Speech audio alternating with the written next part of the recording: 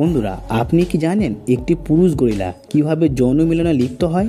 Gorilla এমন একটি প্রাণী যারা এক সঙ্গিনীর সঙ্গে দ্বিতীয়বার আর যৌন মিলনে লিপ্ত হয় না।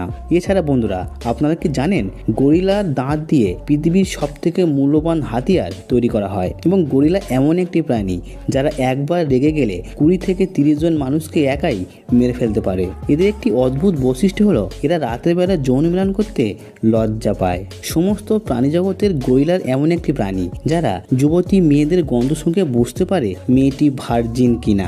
আজ আমি আপনাদেরকে গরিলা সম্পর্কে এমন তথ্য জানাবো যেগুলো জানলে আপনি অবশ্যই চমকে যাবেন। আর তাহলে দেরি না করে চলুন শুরু করা যাক। আফ্রিকা জঙ্গলে এক বিশেষ ধরনের গরিলা পাওয়া যায় যারা মানুষের সাথে খুব বন্ধুসুলভ আচরণ করে। এরা মানুষের মতোই আবেগ, ভালোবাসা সবকিছুই বোঝে। এরা অনেক শান্ত স্বভাবের হয়। তবে গরিলার এই প্রজাতি সমগ্র পৃথিবীতে আফ্রিকা ছাড়া আর অন্য কোথাও এই মুহূর্তে খুঁজে পাওয়া যায় না। তবে অন্য সকল গরিলারা অনেক রাগী ও হিংস্র স্বভাবের হয়ে থাকে। তবে এদের মধ্যে সৃষ্টিকর্তার প্রদত্ত একটি অলৌকিক শক্তি রয়েছে, আর সেটা হলো এরা কোনো যুবতী মেয়ের গন্ধ শুঁকে খুব অনায়াসে বুঝতে পারে মেয়েটি ভার্জিন কিনা। আর যেসব মেয়েদের পাপী বলে মনে হয় এরা তাদের রাগী চোখে দেখে। জঙ্গলের সবথেকে ভয়ঙ্কর প্রাণীগুলোর মধ্যে বাঘসিংহকে সবথেকে ভয়ঙ্কর হিসাবে মানা হয়ে থাকে। কিন্তু আপনারা কি জানেন এই বাঘসিংহ গরিলার সামনে ভুল করেও রাগ দেখাতে আসে না। এর কারণ গরিলার হাত এতটাই শক্ত থাকে যে এরা যদি একবার কোনো প্রাণীকে আঘাত করে থাকে তাহলে তার পক্ষে বেঁচে ফেরা একদমই অসম্ভব হয়ে যায়। এবং গরিলার দাঁত এতটাই শক্ত এবং ধারালো হয়ে থাকে যে এরা সিংহের মতো ভয়ঙ্কর প্রাণীকেও 2 ভাগে ভাগ করে ফেলতে পারে। এছাড়া ডাইনোসরের যুগ থেকেই গরিলারা এই পৃথিবীতে রাজত্ব করে আসছে। গরিলার প্রজননকালে হাজার হাজার প্রাণী পৃথিবী থেকে বিলুপ্ত হয়ে গেলেও এরা এতটাই খতরনাক প্রাণী যে যারা এখনো পর্যন্ত সমস্ত প্রাণীর সঙ্গে লড়াই করে টিকে আছে। তবে এটা মানা হয়ে থাকে যে যদি কোনো মানুষ ভীতু স্বভাবের হয়ে থাকে আর তাকে যদি গরিলার সামনে কিছুদিন থাকতে দেওয়া হয় আর তাহলে তার মধ্য থেকে সমস্ত ভয় ডর দূর হয়ে যাবে। বন্ধুরা, গরিলা কেন এতটা খতরনাক হয়ে থাকে সেটা আপনি একটু পরে বুঝতে পারবেন।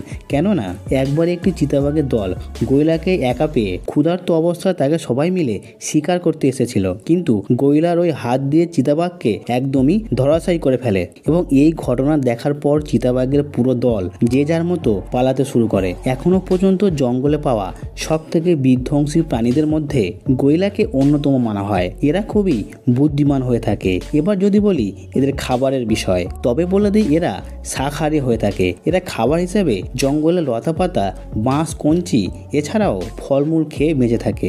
জঙ্গলের প্রত্যেকটি মাংসাশী প্রাণীকে অন্য প্রাণীদের শিকার করে বেঁচে থাকতে হয়, কিন্তু কোনো মাংসাশী প্রাণী গরিলাকে শিকার করার মতো স্বপ্ন কোনোদিনই ভাবে না। এর কারণ এদেরকে শিকার করতে আসা এবং নিজের মৃত্যুকে ডেকে আনা একই ব্যাপার। এছাড়া বন্ধুরা, আপনারা কি জানেন গরিলার যৌন মিলন অন্যান্য প্রাণীদের থেকে সম্পূর্ণ আলাদা হয়ে থাকে। এরা একবার কোনো ফিমেল গরিলার সাথে যৌন মিলন করলে দ্বিতীয়বার সেই ফিমেল গরিলার সঙ্গে আর যৌন মিলন করে না। গরিলা বছরে একবার নিজের যৌনসঙ্গী পরিবর্তন করে এবং এরা বছরে একবারই যৌন মিলন করে থাকে। জন্মের পরে এদের বাচ্চা এদের মায়ের সাথেই থাকে এবং গরিলার দেহের গঠন মানুষের সাথে অনেকটাই মিলে যায়। আর এদের ডিএনএর সাথে মানুষের ডিএনএর প্রায় 90% মিল রয়েছে। এই কারণে কিছু কিছু বিজ্ঞানীরা দাবি করে মানুষের জন্ম গরিলা থেকে হচ্ছে, যদিও এর কোনো স্পষ্ট প্রমাণ আজ পর্যন্ত পাওয়া যায়নি। আর কোনো ধর্ম এই তথ্যকে একদমই সমর্থন করে না। আর বন্ধুরা, আপনার কি মনে হয় মানুষের জন্ম গরিলা থেকে হয়েছিল নাকি না, তা কমেন্টে অবশ্যই জানাবেন। এরা একবার খাবার খেয়ে 1 সপ্তাহ পর্যন্ত না খেয়ে থাকতে পারে। তো বন্ধুরা, এর পরবর্তী ভিডিওতে আপনি কোন প্রাণী সম্পর্কে জানতে চান কমেন্টে অবশ্যই জানাবেন। আর যদি ভিডিওটি ভালো লাগে তাহলে অবশ্যই লাইক এবং শেয়ার করতে পারেন বন্ধুদের মাঝে। এবং বন্ধুরা, আমাদের চ্যানেলে নতুন হয়ে থাকলে আমাদের চ্যানেল সাবস্ক্রাইব করে বেল বাটনটি অল করে দেবেন। আজ এই পর্যন্ত, দেখা হচ্ছে পরে কোনো এক ভিডিও নিয়ে। এবং আপনি আমাদের আপনার মূল্যবান সময় দিয়েছেন তার জন্য আপনাকে অসংখ্য ধন্যবাদ। ভালো থাকবেন, সুস্থ থাকবেন।